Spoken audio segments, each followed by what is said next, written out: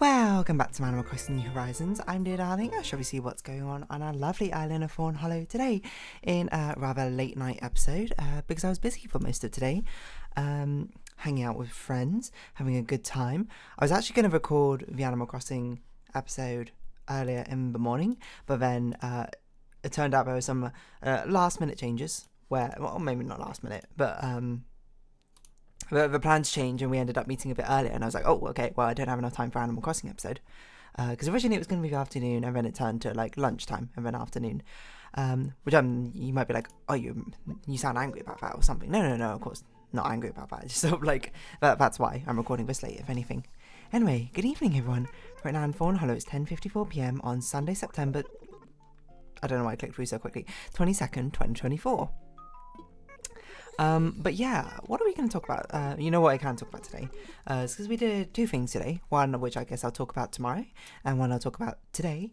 The one today was Shuffleboard, which, if you don't know what it is, I guess the way I describe it is how it's sliding slippy pucks along a table to try and get as close to the end of a table as possible without it falling off. So it's kind of, if you know curling, it's basically like tabletop curling is probably how I describe it. Just not with ice, it's with like sand or something. And I'm not really actually sure how the shuffleboard things work. Oh, we have a notice about what? Oh, bug off. So I guess we'll sit down and talk, because I'm gonna do my daily missions and other things at the same time. But yeah, we're mainly meeting up for the thing I'll talk about tomorrow, which would be the teppanyaki grill, which was quite a fun time. But what we met up for around lunchtime was, I was trying to think what it's a shuffleboard. That's what it's called. We went to like a bar where it has like a load of activities. It's reasonably common, I would say, nowadays for like these bars to have multiple activities, and I will let you know the activities they always have will always be beer pong, darts, shuffleboard, and maybe axe throwing, depending on how cool and how hipster the bar is, I suppose. But I don't think axe throwing is all that hipster anymore, to be perfectly honest. I feel like it's seen as relatively like normal sort of bar time activity, which is crazy, by the way, considering the fact that at a bar you're probably like a little bit intoxicated, shall we say, or imbibing in a bit of alcohol. And the fact that axe throwing is one of the activities which is sort of like, people are like, yeah, that's like a thing which is accepted, we do, is it's almost a little bit bizarre, you would have thought, but still. Anyway, we did shuffleboarding. I've done all the other activities at bars, I think. Have I done darts? I think I've done darts. I actually can't remember, to be honest. But shuffleboarding is one that I haven't actually. No, I have done shuffleboarding before, but not at a bar. The only other time I've done shuffleboarding, now I've completely forgot about it, was it was a really random time. It was me. It was a family, like me and my family in China or something. We met up with some of our like family friends or something. We went to this place where we had like a snooker table and shuffleboard and that sort of thing.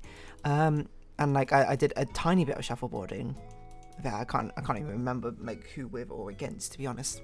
Anyway, I was like 10 or something. I actually completely forgot about that until now. But yeah, this was like the first time doing shuffleboarding for since then, I suppose, like properly, quote. And it was a fun time. Like we were talking about it. We were like, it kind of gives me the same vibes as what you would have if you went like bowling or something with some friends, except for shuffleboarding is significantly easier because you're just sliding a puck along a table instead of like a bowling ball. And yeah, I guess it's more rapid fire. Like bowling was a lot of sort of waiting and downtime, but bowling is a bit more like explosive and the satisfying sound of a boom. I can't do it like the bowling pins or like scattering about if you get a strike. Is that Audie thinking? What on earth is going on? But yeah, it's a similar sort of just like easy vibe, you know. It's actually, I'm not gonna lie, I think it might be like one of the most perfect bar activities, because one, it's something you can do easily with one drink in hand, Like, you only need one hand to do with shuffleboarding. 2, it's so simple to understand the rules. 3, it's like pretty accessible, I would say. Like, there's not many like barriers to entry, I think, to shuffleboarding, as long as you have some way to push a puck along a table, I guess. And yeah, and 4, it's one which is not that adversely affected, I think, by being all that drunk, right? You know, axe throwing, I'd be like, I'm not sure you should be drinking alcohol while doing that, but like a shuffleboard, I'd be like, yeah, go for it, why not? And generally, it's like a reasonably fun time. I didn't expect it to be as intense and fun as it was. I think probably, you know, as most of these sort of things go, it helps by the fact that none of us are like experts in shuffleboarding or anything like that.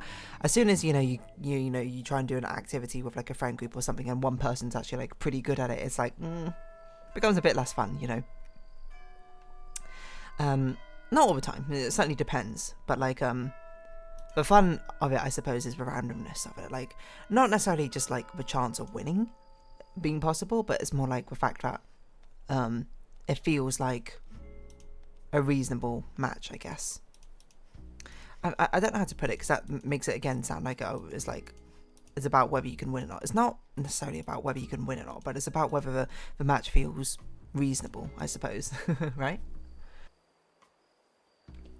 I guess it's just sort of like a different vibe that, like, once you're so good at something, it's hard to have that sort of like casual vibe about something again, you know. Anyway, shuffleboarding, if you haven't tried it, I would recommend it. You know, it's very common in a lot of sort of like activity-esque bars here and there, but yeah, we didn't even do it for that long. We did it for about an hour, which I think is a good length, because I think I probably would have got, not me personally, well, maybe yes, me personally, but maybe we would have just been like, okay, it's probably like run its course if you do it for more than an hour. Hour's like perfectly fine. We had quite a few games in. We had like some silly activities, silly tactics. We had some like really memorable moments of like, oh, it comes down to the wire and like someone's completely biffed it, as I say. But yeah, I mean, I didn't really explain what shuffleboarding was in depth, but I guess if you really still haven't understood what shuffleboarding is at this point, and did not Google it, then that's fair, more power to you. I mean, you can do whatever you want, to be honest, but I'll try and give you a better descriptor of it. But shuffleboard basically takes place on like a really quite a long wooden, I'm not going to say table, more like a wooden plank or something, which is inside a table, and you might see why it's inside a table afterwards, because it kind of needs like a lip to catch things which fall off the table. And on that wooden table there's a lot of what I assume is like sand or something, or some sort of thing which makes rolling across it super easy and like frictionless. Again, I don't really know what it was. This entire time I thought it was sand, but I'm not sure if that actually makes sense in my head. So let's see. What's on a shuffleboard table? Tiny sort of like beads of silicon. Okay. Shuffleboard wax, even though silicon's not wax. So it's a load of tiny silicon like pellets, I guess. But yeah, it's on like this wooden table, with like covered with like this silicon, and you have these pucks which are like these metal sort of like discs, I guess, like quite thick discs. And what you do is at the two ends of like the wooden plank, or maybe just at one end, but end opposite you, there'll be like regions. There'll be like one line a bit past the halfway line, and then it'll be like another line like a meter out which says like a number 1 next to it, and that region is one zone. And then there'll be like another line like 10 centimeters out, another 10, another 10, and those would be the 2, 3 and 4 regions. And how it works is you slide the puck from one end of the plank, the table, to the other, and wherever it ends up stopping is how many points you get for that round, kind of. The actual rules are technically a little bit different, but that's basically how most people play. So yeah, you just take it in turns, like sliding them and seeing like where the pucks end up, and then like whatever they end up at is what you get score wise. And then like there's a lot of should theoretically be strategy of like you throw it like, obviously you want to throw it just the perfect strength to make sure it goes to the end of a circle, the end of a plank, but not off the end. And it's a delicate balance in doing so. But also in doing this, you want to make sure that the other team don't score as well. So like maybe you want to try and like knock the other team's puck off a table, or maybe you want to try and protect your puck by planting maybe a lower scoring puck directly in front of it to make it harder to knock yours off. Like they would have to knock that one and then it would knock the other one off, but you would still have a puck there, or they'd make it like still quite difficult to knock off because like you would have to like spin around it or something. So there is presumably a decent amount of strategy in if you actually know what you're doing throw wise. I felt like by the end I got okay-ish at being able to throw it consistently to the end. I feel like I always undershot it instead of overshooting it, which I don't know if that's necessarily better or worse, but yeah, I mean, we played like 3 games, I think 4 games or whatever. Like our team won one, and then we lost the next one, and then we won the other one. It was like some really intense close moments. There was one, like, what was the best like throw, the most game-changing throw of a game? The one I can think of is one, it was against our team. Like we had like, I think like two of the little pucks in the forward region, someone threw, and one of my friends threw one, and it like knocked them both out.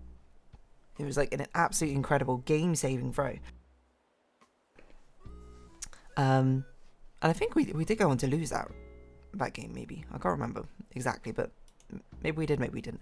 And it was crazy, you know, we're just like, whoa.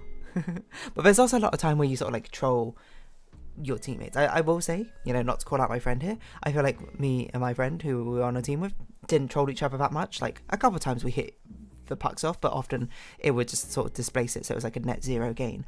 I'm not sure I can say the same for the other friends who were playing against, but maybe it's not like my place to judge. But there were quite a few times where, you know, the situation had been sort of upended, I suppose, because like a puck was completely sent off. But yeah, I mean, I don't know what else to say about it, except for shuffleboarding is a relatively simple game, I think, reasonably accessible, in my opinion. Maybe it's not. So it's a sort of thing where, like, yeah, I think a lot of people could genuinely have fun with it. Like, well, why not? It's just like, I don't know if obviously it's not something I would be like, oh yeah, I want to play like this in my spare time. I want to become like a pro shuffleboard player. If you want to, by all means. And I guess technically I should say this is table shuffleboard, because the actual shuffleboard is different, right? The actual shuffleboard I always associate with people playing on cruises, but it's like a triangle thing which goes out, and then you have like these fork-esque staves which you slide pucks across. Right? Shuffleboard. Yeah, but it's a similar sort of vibe. But so, yeah, so I guess we're playing table shuffleboard is the technical thing. But shuffleboard is the actual proper one with these like triangle pucks, and you like sort of push it along. And yeah, I feel like it's got a really strong association with like people on retirement, which is maybe why I have such a vibe with it, like being on cruises or something, despite the fact that might not honestly necessarily be true. It's just like what comes to mind. But yeah, I forgot what I was saying about this. It's just like I thought it was like a quite nice, quite fun time. Certainly didn't expect it. And maybe we'll try another one of those bar activities another time, as a group. I mean, I think most people have probably already done all of them. Maybe not axe throwing, because that's more like a recent thing. But I've done axe throwing, and I was weirdly good at least in the place that I went to. But I also did it again very recently at like not in a bar, it was like at like a sort of like group activity thing, and I was actually incredibly bad at it this time. But to be fair, it was different, because the one of a bar, like, you didn't need much force. Like, the axe was quite light. It was more about the technique of a throw. But the one that we did this time was, you need technique, but you also actually need quite a lot of strength to throw it. And I was like, I do not have the arm strength to throw it as hard as I need to actually get a good score on this. Mainly because, not mainly, like, definitely I could have thrown it harder, but I don't want to throw things on my arm too hard, because I have a risk of dislocation if I am not careful. You might be like, oh, really? And yeah, the answer is yeah. So I don't tend to throw things all particularly hard with my arms. If I can help it, it's just like an unnecessary risk. It's not like I'm a baseball player or something. It's not going to be the end of the world if I can't yeet a baseball like across a baseball pitch. But yeah, table shuffleboard. Give it a shot if you get the opportunity. I know you can get like those mini table shuffleboards, which I've seen people have, like I don't know if they've bought them before. Well, presumably they bought them, or like someone gifted it to them. But I've seen people have like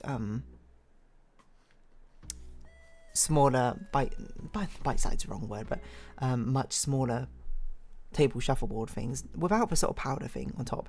Like, I don't know how to describe the powder except for it kind of looks like semolina flour, I guess, which you can use to, I think, make things rather frictionless. Like, it's used for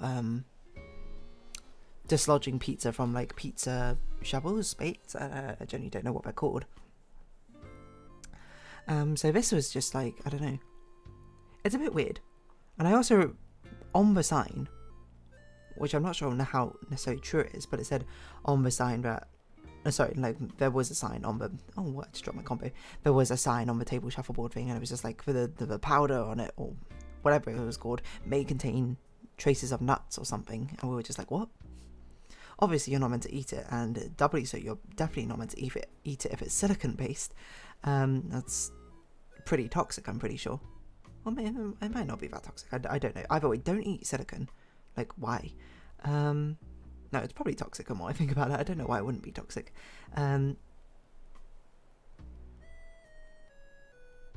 Yeah. So if anything, that sort of like reinforced more in my head that like maybe it is like semolina flour. I mean, maybe it's an alternative that you can use. It doesn't have to be silicone powder. Maybe you can actually use semolina flour and it just like kind of works. And maybe that's like a cheap alternative. But yeah, I don't know. It strikes me as a similar sort of thing to bowling. Not in a party way, but also like probably how you play it as well. Because isn't it like with competitive bowling, you kind of need to know like oil patterns in the lanes and how that can affect the trajectory of your bowling ball. And bowling's all very much about very consistently doing the same thing 13 times in a row, right? Shuffleboard's not, I think, so much about... I mean, it is about consistency, but the same way as it is with curling, there's like a layer of strategy of being like, oh, when do I need to, you know, throw like a defensive pack, or when do I need to actually like play aggressive and knock something off at the cost of my own score? I don't know the answers to these questions, but there probably is like a international tabletop shuffleboard competition. There must be. But I will say, whoever was the first person to decide that table shuffleboard could be a great game for bars, props to you. Absolutely, very incredibly solid choice to be able to do that.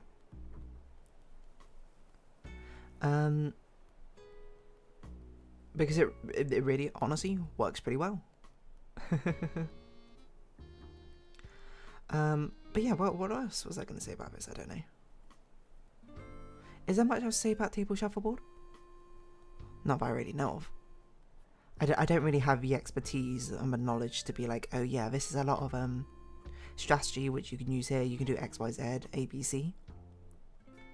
But like, weirdly enough, like at one point I looked up like strategy with curling and that sort of thing. I don't remember it all off the top of my head, but I know there are like things you can do.